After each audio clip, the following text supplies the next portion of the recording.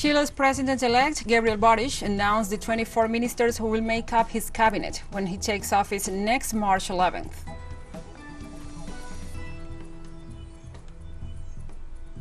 United States Secretary of State Antony Blinken and his Russian counterpart, Sergey Lavrov, held talks in Geneva over the Ukraine crisis. Israeli police evicted a Palestinian family from a disputed property in the neighborhood of Sheikh Jarrah in East Jerusalem, prompting activists and Palestinian citizens to protest.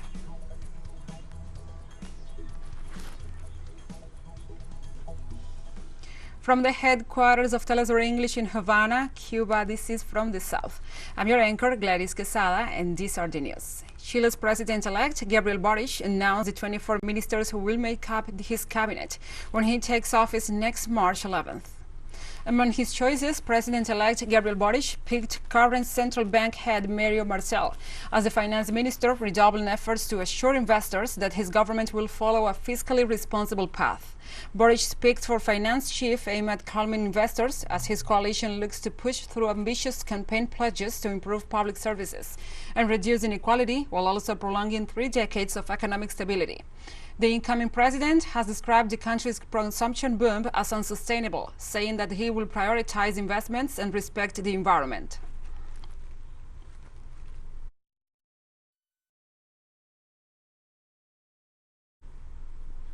On Thursday night, a new migrants caravan left Tapajula, heading to the U.S. in Honduras. This is the first caravan in 2022 that leaves from the United States from Tapachula City in the state of Chiapas, but the second to attempt the dangerous journey. It is a 500-people group mainly made up of Central Americans, Colombians, Haitians, and Africans. Among them, families traveling with minors. Last year, several caravans with thousands of migrants left this city, but most of them were stopped and dismantled by the Mexican security forces. Before undertaking their long journey, they tried to obtain documents that will allow them to free transit through the Mexican territory from the offices of the National Institute of Migration.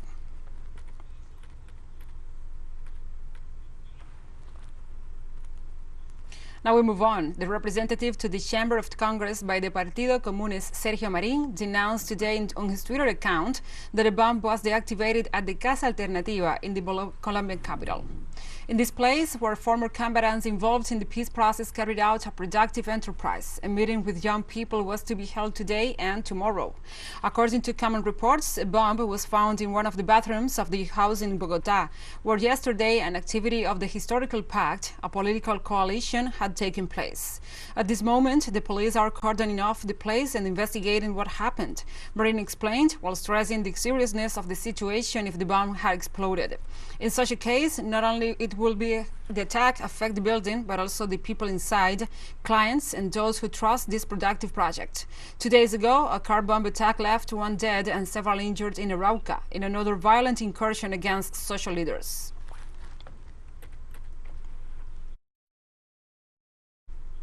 And the president-elect of Honduras, Xiomara Castro, denounced a political maneuver by 20 parliamentarians of the Three Party to negotiate the presidency of the Congress with the National Party. The president-elect described as a betrayal the change of course of the parliamentarians who chose to decline the call to a meeting with the bench of Partido Libre, in which it was agreed to support Congressperson Luis Redondo for the presidency of the Congress.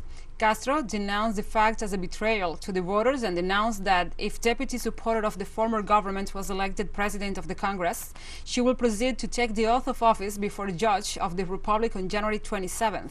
The president-elect also said that regardless of the results of this maneuver, she will continue to work to honor her commitments to the people of Honduras.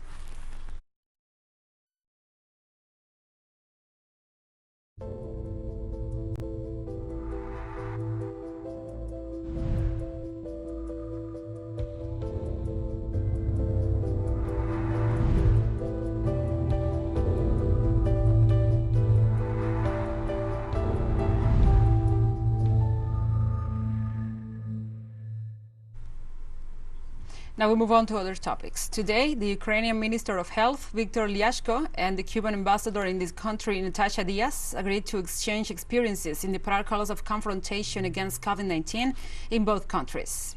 Both representatives exchanged information on the epidemiological situation regarding the spread of the SARS-CoV-2 coronavirus in each nation. The Cuban ambassador commented on the island's efforts to halt the spread of the infection, and in particular on the process of mass vaccination of the child population with national immunizers. The Ukrainian minister referred to Kiev's decision to develop a platform for the development of biotechnological innovation, in which Cuba and Ukraine could implement joint projects. The meeting discussed the possibilities of collaboration in the treatment of diabetic foot ulcer with the use of Heberprot P. Oncology, epidemiology, and cardiology are some scientific medical areas of collaboration to be defined.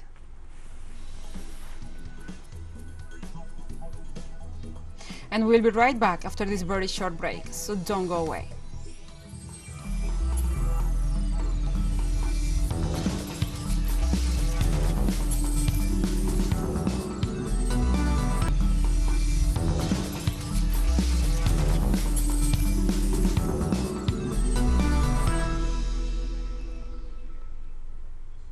Welcome back to From the South. Russian and United States foreign ministers described Friday's bilateral meeting in Geneva as forthright and meaningful.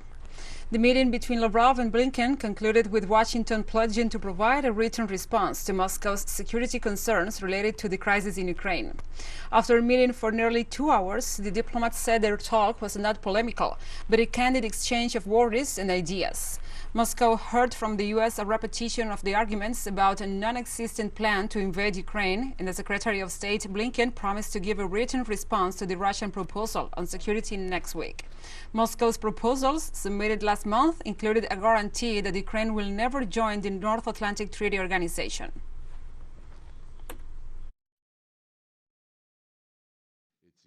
These papers that the State Department prepared specifically for today's meeting, they are impossible to read.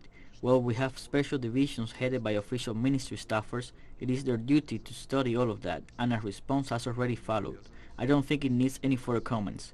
You could be flipping through it and opening it at any page at random to be convinced that none of it holds up to any kind of critical analysis, and in majority of cases is simply blatant lies.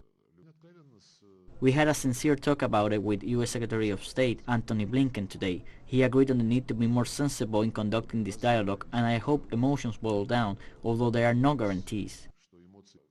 I haven't heard any point today that would justify the U.S. position on what is happening on the Russian-Ukrainian border. Only concerns, concerns, concerns. Meanwhile, United States Secretary of State Antony Blinken reiterated the same rhetoric that his country and its allies will impose a swift, severe, and united response to any form of aggression from Russia. The discussion today with Minister Lavrov was frank and substantive. I conveyed the position of the United States and our European allies and partners that we stand firmly with Ukraine in support of its sovereignty and territorial integrity. We've been clear. If any Russian military forces move across Ukraine's border, that's a renewed invasion. It will be met with swift, severe, and a united response from the United States and our partners and allies. And also, Russian Foreign Minister Sergey Lavrov met with his Swiss federal president Ignacio Cassis following Friday's critical security talks with his U.S. counterpart in Geneva. Lavrov thanked Switzerland for providing the right atmosphere for dialogue and hoped to solve numerous problems on the agenda of the international community.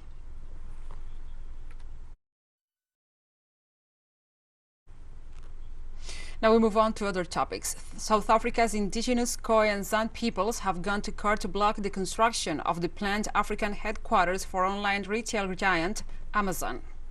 The indigenous communities claim that the project will ruin a historically significant riverside landmark in Cape Town and damage the environment. Amazon's African headquarters, with a cost of $262 million, is already underway on Khoisan people's sacred lands as the site of the first resistance to European settlers in 1510. The Khoi Indigenous Traditional Council of Goringai-Kona and a neighborhood association have asked the Western Cape High Court to stop the construction works. The Khoi and the Zan were some of the country's earliest inhabitants, and their presence in the southern tip of Africa dates back thousands of years. Their lands were lost to colonial settlements in the 17th century.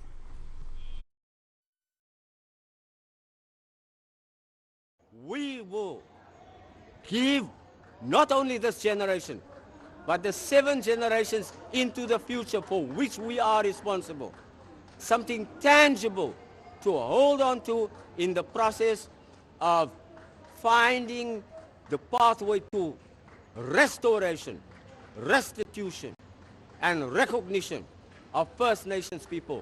We want it to be a place that we can return to say that this is the place where true healing will begin, that absolute restorative justice, restorations and reparations for our people will begin.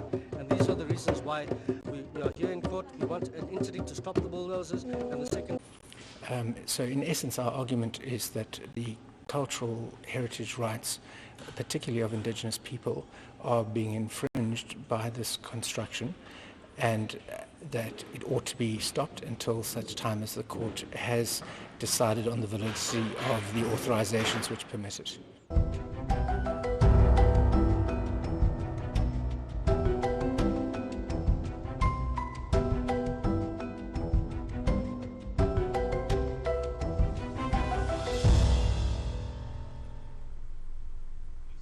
Now we move on to other topics. In Venezuela, environmental action is paramount as the nation works to combat the effects of climate change. In a city in the west of the country, a special team is making its contribution to this battle. Our correspondent, Adriana Sibori, has the story. They look like common patrolmen, but they are part of the first environmental police of Venezuela. Nat Sound is a pilot project. It has only 7 officers dedicated to prevent and offer indications on ecological norms and actions. It's organized and the people are very aware. They really are very aware. I will say that 85% of the people have become aware of what is being done. They can also issue fines to those who, for example, throw rubbish on the public highway. To avoid that, if you go around the city, you can see that several containers have been installed to sort and recycle rubbish. Here, people are sometimes irresponsible. They drink a soft drink and throw the can on the floor, and it's good that they reinforce that issue. The project was promoted by the now mayor of San Cristobal in Táchira State, on the border with Colombia, in coordination with the recycling schools. We always start from the fact that people have to be educated. We have to give them practical and simple information so that they can understand how easy it is to recycle, so that we can transform societies from the little area where we work. The idea is that this initiative will continue to grow and replicate to ensure care for the environment and keep the city clean. Adriana Sibori, teleSUR. Thank you, Adriana, for this report, and we have more stories coming up after this final short break, so stay with us.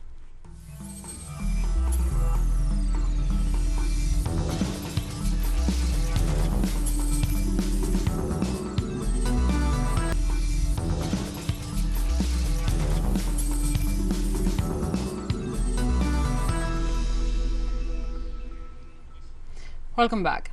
On Friday, Palestinians and human rights activists protested.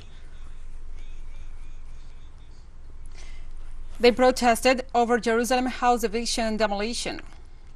Israeli police evicted a Palestinian family from a disputed property in the neighborhood of Sheikh Jarrah before demolishing the building and leaving some 15 people homeless on a cold, rainy day. The Jaliyah family said they purchased the property before 1967, while the state has argued against the family's claims in court. After several years in that process, a Jerusalem judge last year ruled in favor of the city and authorized the eviction. Dozens of Palestinian families in East Jerusalem are at risk of eviction by Jewish settler organizations, and thousands face the threat of demolition because of discriminatory policies that make it extremely difficult for Palestinians to build new homes or expand existing ones.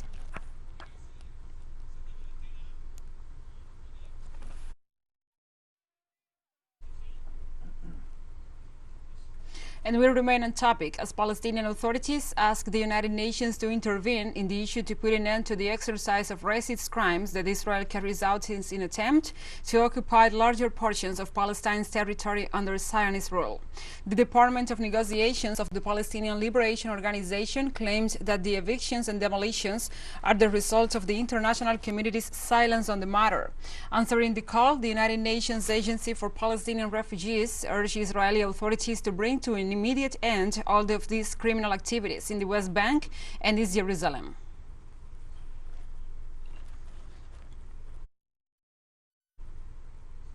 And Syria continues to struggle to overcome the aftermath of the war and the effects of the blockade. The educational and scientific training of the children, who are the country's hope for a better future, constitutes one of the vital aspects of this struggle, where the role played by the Organization of Syrian Pioneers in cooperation with the Ministry of Education is highlighted. From Damascus, our correspondent Hisham Wanos with a report. The 38th Annual Conference of the Syrian Pioneers Organization, held this week at the Al-Assad National Library in Damascus, provided a platform for exchanging views and putting forward new ideas and projects to consolidate the institution's work and improve its interaction with other governmental entities, in particular the Syrian Ministry of Education, to advance the intellectual, psychological and social training of the country's children. The Al-Baas Pioneers Organization developed its work in coordination and cooperation with the Syrian Ministry of Education and the Teachers Union, and these institutions work together in a complementary way to consolidate a patriotic sense of belonging among the children and to build a new, well-educated generation through a comprehensive educational process. The Organization of Pioneers of Syria makes enormous efforts for the intellectual development of the children of the country, and they do it in coordination with the Ministry of Education, and proof of this is the virtual magazine of pioneers that was launched as part of this work, that I hope it will count on the participation and contribution of all the children from Syria to enrich the infantile culture. The participation of the Pioneers Organization in the development of primary schools courses, the creation of a public school as a national center for children's activities, the launch of an interactive virtual platform of the Pioneers magazine, as well as the representation of the organization in legal and judicial bodies defending children's rights, are the main goals to be achieved this year to improve the level of educational and scientific training of the new generations in Syria. This virtual magazine platform aimed at children complements educational courses developed by the Ministry of Education, and we hope that we will continue the work to help us to keep up with technological and scientific progress worldwide in order to contribute in the most suitable way to the reconstruction of our homeland. The launching of the virtual platform of the Pioneers magazine takes place within the framework of meeting the global and modern educational parameters in the field of distance learning in order to reach all the children of the country at any time, despite all the difficult circumstances, especially the limitations caused by the pandemic of the new coronavirus that is sweeping the world. The National Museum in Damascus recently hosted the children's exhibition Fragrance of Jasmine in November, with the participation of 500 pioneers from all over the country, one of numerous activities that the Syrian Pioneers Organization, despite the difficult conditions resulting from the war, the blockade and the COVID-19 pandemic, has not ceased to organize as part of its work to develop the creative and innovative talents of children, to root their attachment and belongings to the homeland, and to consolidate their faith in a better future. Hisham Wanos, teleSUR, Damascus, Syria. Thank you, Hisham, for this story, and we have come to the end of this news brief. But remember, you can find this and many other stories on our website at telesurenglish.net. And also, if you feel so inclined, please join us on social media for all the latest news. We are on Facebook, Twitter, Instagram, and Telegram. For telesur English, I'm Gladys Quesada. Thank you for watching.